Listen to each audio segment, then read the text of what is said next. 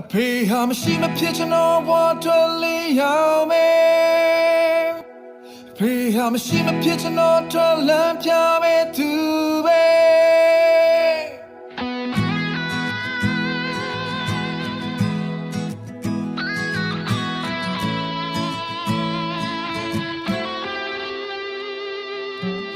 အဆုံးအစမရှိတဲ့မြတ်တာတရားတွေသူ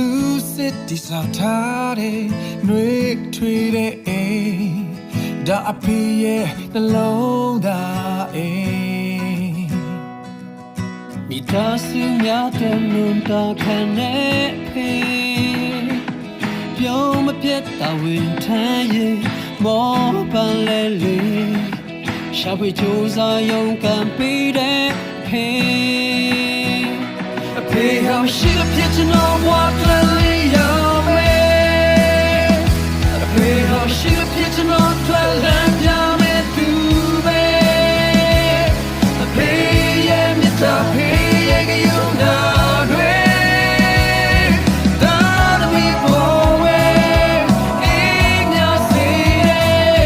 ရရပြောင်းလဲခေါ်လဲမပြောင်းလဲရှိနေတယ်အဖေမြတ်တာပဲ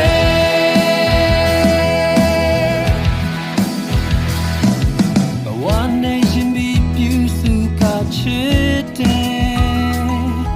နှွေးထွေးချင်နာခြင်းတွေဖြန်းချလို့ထားတကယ်ခံနာလို့နဲ့အဖေရဲ့ရင်ခွေရိုးသားကြိုးစားပြီးဘဝကိုခရီးနေချမ်းတန်လေးဒီခရီးကိုသာသမီအတွက်ဆုံး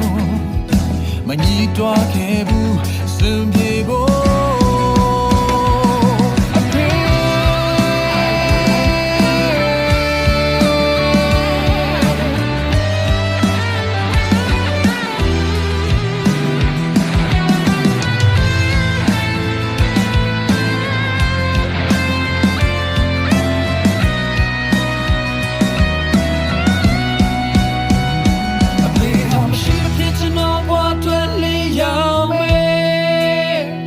အဖေဟာမရှိမဖြစ်ကျွန်တော်အတွက်လမ်းပြမယ်သူ